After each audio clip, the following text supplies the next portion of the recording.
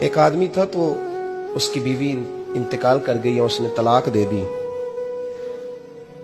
10-11 سال کا اس کا بیٹا تھا. اس نے دوسری شادی کر لی. ایک دن اپنے بیٹے سے کہنے لگا, بیٹے وہ سگی اماں ٹھیک تھی یا یہ والی ٹھیک ہے؟ تو بیٹا کہنے لگا, ابا جی یہ ٹھیک ہے. وہ سگی امی جھوٹ بڑے بولتی تھی, سگی امی جھوٹ بڑے بولتی تھی, جھوٹی تھی, یہ سچی ہے. اس نے کہا, بیوقوف تیری ماں جھوٹی تھی. اس نے کہا, ابا بڑی. کہا کس طرح؟ کہنے لگا, ابا جی میں نا کبھی, آپ کو پتا میں شرارتی ہوں, کبھی میں شرارت کرتا تھا نا, کوئی برتن توڑ دیتا تھا تو میری سگی اماں مجھے تھپڑ مار کے باہر نکالتی تھی. کہتی تھی میں تالا لگاؤں گی باورچی خانے کو, تجھے ساری رات روٹی نہیں دینی, تو آج بھوکا ہی رہے گا. بالکل نہیں دینا, ساری رات نہیں دینا. بڑے دعوے کرتی تھی, قسمیں اٹھاتی تھی, پر بڑی جھوٹی تھی. آدھا گھنٹہ بھی نہیں گزرتا تھا تو گلیوں میں مجھے ڈھونڈنے لگ جاتی تھی, اور لا کے نا تو غلطی میری ہوتی تھی, رونا میری اماں شروع کر دیتی تھی. اوے مینو نہ ستایا کر وے پترا. پھر میری مرضی کا کھانا مجھے پکا کے دیتی تھی, میری مرضی کا. اور پھر میری اماں مجھے تحفہ بھی دیتی تھی.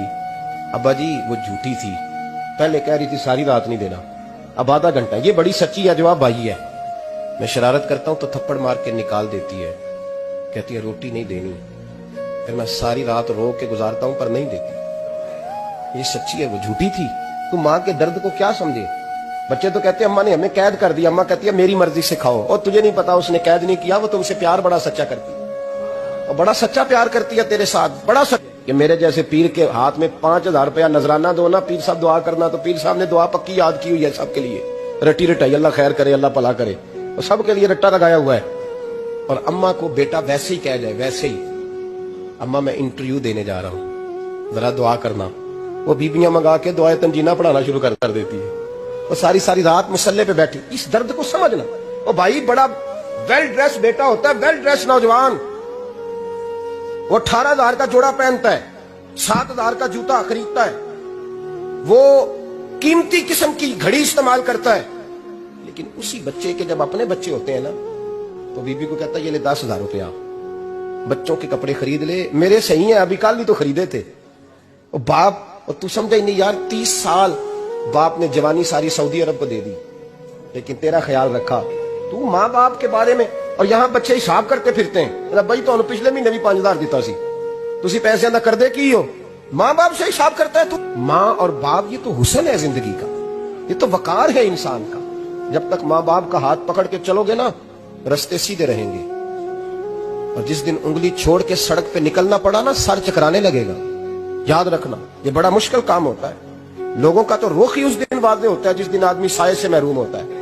ماں اور باپ. اور پھر یہ بھی سن لیں, نبی پاک صلی اللہ تعالی علیہ وآلہ وسلم نے ماں باپ کے لیے فرمایا, ہما جنتک و نارک, یہی تیری جنت ہے اور یہی تیرے لیے جہنم ہے. اگر یہ راضی ہو گئے تو تیرے لیے جنت ہے, ناراض ہو گئے تو چاہے تو 100 پیر کے مزار پہ حاضری دے آ, لیکن جب تک ابا راضی نہیں اتنی دیر تک اللہ راضی. یہ حدیث پاک ہے, حضور نے فرمایا جس کے والد راضی اس کا اللہ راضی, اور جس کا باپ ناراض اس کا اللہ. ہاں بے شک. اب یہ حدیث ہے نا, تو سارے ولی ایک طرف بیٹھ جائیں, کہیں یا اللہ بخش دے مرید کو, لیکن اگر ابا کہے یا اللہ نہ معاف کرنا, تو اللہ ان اولیاء کی نہیں مانتا, والد کی مانتا ہے. اس لیے بلے شاہ آسمانی اڈ دیاں پڑھنا ہے, جیڑا گھر بیٹھا انہوں پڑھیا ہی نہیں. بھائی یاد رکھو, ماں باپ سے پیار کرو, ان کی خدمت کرو, ان کے پاس بیٹھا کرو, اور ماں باپ کو ٹائم دیں, وقت دیں, چند گھڑیاں ان کے پاس بیٹھیں.